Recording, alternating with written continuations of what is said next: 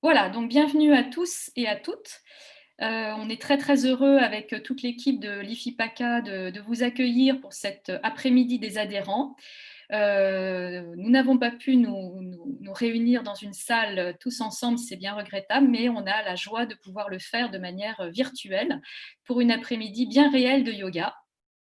Et donc, je vais commencer par prendre la parole en tant que juste présidente de l'IFIPACA, nouvellement présidente. Je succède à Georges de Martineau et pour vous souhaiter la bienvenue, je vais vous présenter un petit peu ce que c'est que l'IFIPACA. Vous êtes tous adhérents toutes et tous adhérents de l'IFIPACA.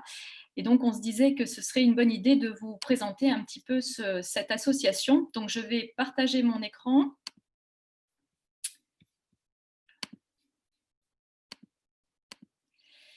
Voilà, donc normalement, vous devez voir mon écran.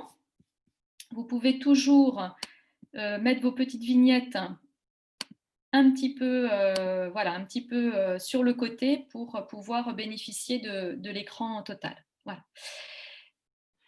Donc, voilà, l'IFIPACA, c'est une association, c'est l'Institut français de yoga, PACA comme Provence-Alpes-Côte d'Azur. Alors, concrètement, l'IFIPACA a des adhérents surtout dans le Var et dans les Alpes-Maritimes. Il existe d'autres associations régionales dans le sud, je vous en parlerai tout à l'heure, mais vous pratiquez le yoga donc avec un professeur IFIPACA. Et donc, peut-être que vous vous demandez ce que c'est que l'IFI et l'IFIPACA. Alors,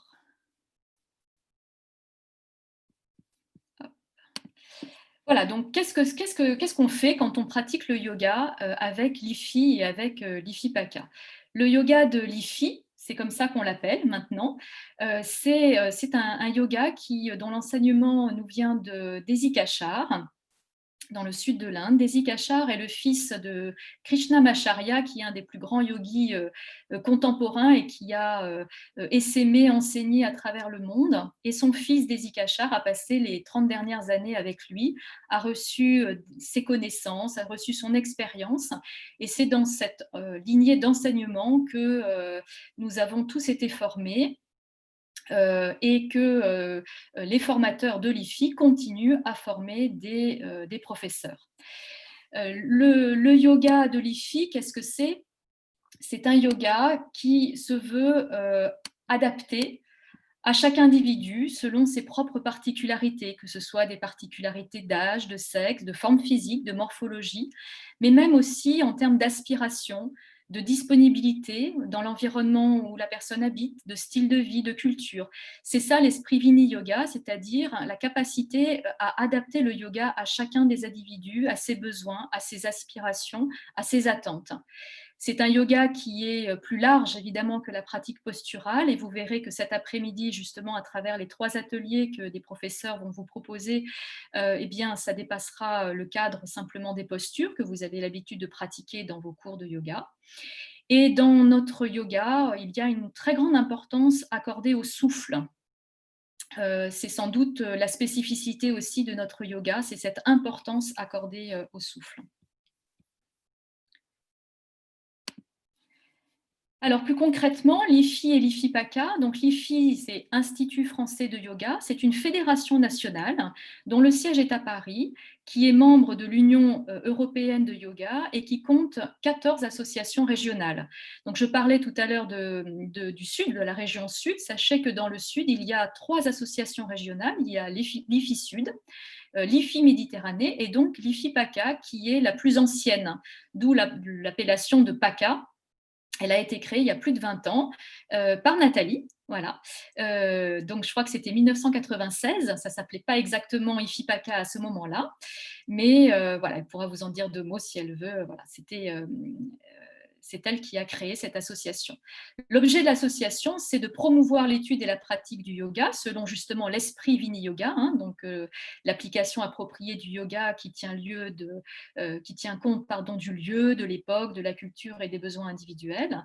Et à travers toutes ces activités, eh bien, il y a un pôle important qui est d'organiser des activités auprès de ses adhérents pour favoriser la connaissance et la pratique du yoga.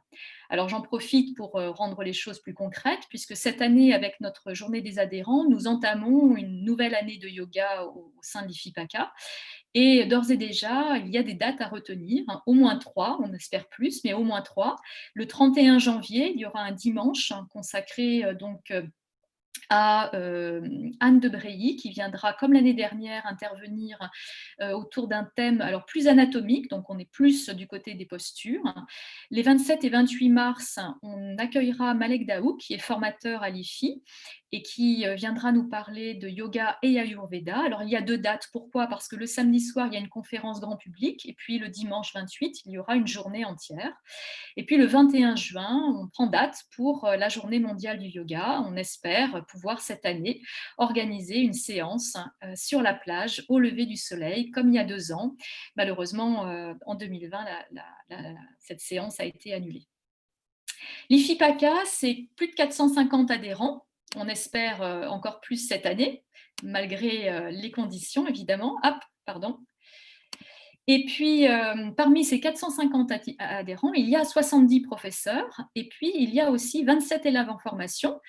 C'est Nathalie qui assure la formation. Ils sont en 2e année. Peut-être parmi vous, y en a-t-il qui sont donc dans cette formation. J'en profite pour dire que dans chaque association régionale, il y a un ou plusieurs formateurs. Chez nous, c'est Nathalie qui est la formatrice, qui a été longtemps assistée de Martine, pendant toutes ces formations, et qui, cette année et l'année dernière, est assistée de Sophie. Alors Sophie peut-être se joindra à nous dans l'après-midi. Voilà, Sophie Boucard, qui fait aussi partie du bureau et du conseil d'administration de l'IFIPACA. J'en profite donc pour présenter les membres du bureau et du conseil d'administration de l'IFIPACA. Donc, je vais présenter les présents aujourd'hui. Donc, parmi le bureau, il y a Martine. Martine, tu peux nous faire un petit coucou pour ceux qui ne te connaîtraient pas, qui est présidente adjointe. Il y a Olivier, qui est secrétaire. Voilà. Il y a également, alors attendez, je vais me mettre... oui, je partage mon écran, tout à l'heure vous le reverrez. Donc Olivier, qui guidera la pratique et qui est notre secrétaire. Il y a également, voilà.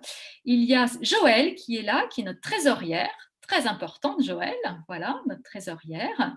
Qui est-ce que j'oublierai dans le bureau? Pascal n'est pas là, je crois, elle nous rejoindra peut-être dans l'après-midi. Et puis, et puis Sophie, donc, qui est secrétaire adjointe, mais qui n'est pas là, qui se joindra sans doute à nous.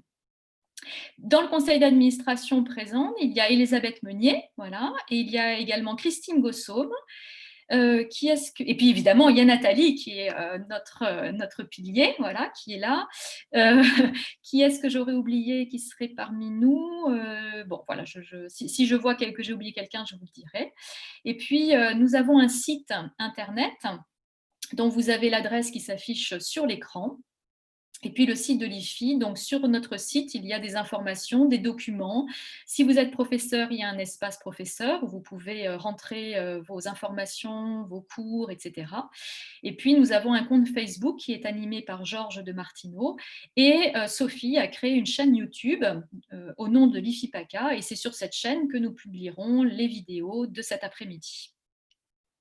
Voilà, alors sans plus tarder, je vous propose le programme de cet après-midi. Donc, je vous disais que le yoga dépasse largement la pratique posturale. Eh bien, cet après-midi va vous révéler peut-être d'autres aspects du yoga. Martine va commencer le premier atelier autour de mandala et méditation. Donc, j'espère que vous avez préparé votre petit matériel. Donc, juste, je reprends les recommandations de Martine.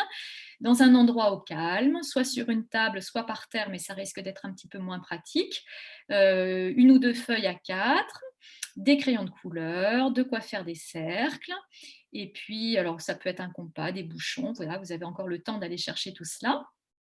Ensuite, on fera une très courte pause, puis on enchaînera avec une pratique, je dirais, plus traditionnelle que vous connaissez, posturale, avec Olivier, qui donc illustrera le thème dans sa pratique sur l'équilibre, de même que Martine aura aussi comme thème l'équilibre. Donc là, on aura 1 heure de pratique, une courte pause, et Joël guidera une séance de yoga nidra qu'elle a présenté comme étant une séance donc de relaxation, hein, qui nous fait approcher un état presque de sommeil, mais tout en gardant notre conscience. Et c'est une relaxation profonde qui procure, vous le voyez, détente physique, calme et rééquilibrage des tensions. Et puis ensuite, on proposera un petit temps d'échange, de partage, où la parole sera libre. Alors, quelques recommandations juste pour que tout se passe bien au niveau de la technique et de l'animation. Donc parmi vous, hein, vous avez bien compris, certains ont coupé leur vidéo parce que la connexion n'est pas forcément bonne. Donc si vous voulez bien recevoir le son et l'image, vous avez intérêt à couper votre vidéo. En même temps, ne le faites pas par défaut dans la mesure où pour l'animateur, c'est toujours bien de vous voir pratiquer. Donc ceux qui ne peuvent pas faire autrement, faites-le, sinon vous pouvez garder la vidéo. Par défaut, vous serez tous surmués, nous serons tous surmués sauf l'animateur. Vous pouvez toujours réactiver votre son. Martine, par exemple, disait que si vous avez une question à lui poser, vous pouvez réactiver le son, lui poser la question, sauf peut-être pendant le temps de méditation. Si vous avez une question qui est un petit peu annexe, vous pouvez toujours converser donc via ce qu'on appelle le chat. Donc selon la version que vous avez de Zoom, soit ça s'appelle converser, soit ça s'appelle discussion. Il suffit de cliquer dessus et vous avez une colonne qui apparaît à droite, blanche, et vous pouvez converser soit avec tout le monde, soit avec une personne en particulier, puisqu'on a ouvert la possibilité que tout le monde puisse converser. Voilà. Donc, on fera de courtes pauses entre les ateliers, donc ne prévoyez pas d'aller promener votre chien, votre chat ou étendre une lessive. L'idée est vraiment d'assurer une bonne continuité entre les trois pratiques qui vont bien se compléter harmonieusement. Voilà. Et puis, donc, on fixera les heures en fonction du moment où on aura terminé les ateliers. Et puis, à la fin, donc, je disais, on aura un petit temps de partage. Et là, on s'est mis d'accord hier pour que ce soit le plus fluide possible. Il suffira de lever la main, mais lever la main concrètement, c'est-à-dire pas avec Zoom. Voilà, parce que on peut chercher longtemps parfois comment lever la main avec Zoom. Donc, il suffira de lever la main et la personne qui donnera la parole, eh bien, vous verra et vous donnera au fur et à mesure la parole. Voilà. Donc ça, ce sont les recommandations. Je vais arrêter le partage. Voilà, donc voilà. Donc, est-ce que vous avez des questions? Est-ce que vous avez des remarques, des demandes en particulier avant de commencer? Est-ce que tout est bien clair pour tout le monde? Est-ce que tout le monde, voilà? Ah, il y a des pouces qui se lèvent. Alors vous savez que vous pouvez toujours réagir, il y a une réaction, on peut toujours envoyer des petits applaudissements ou un petit pouce levé. Alors, est-ce que je crois que nous avons accueilli une personne supplémentaire depuis le moment où j'ai commencé à parler, donc je ne sais pas qui est arrivé, mais ah, c'est Monique qui est arrivée. Bonjour Monique, bienvenue. Voilà. Eh bien, on peut commencer? Bon, tout le monde a l'air content. Donc on va commencer. Je vais donc donner la parole. Je vais arrêter l'enregistrement déjà.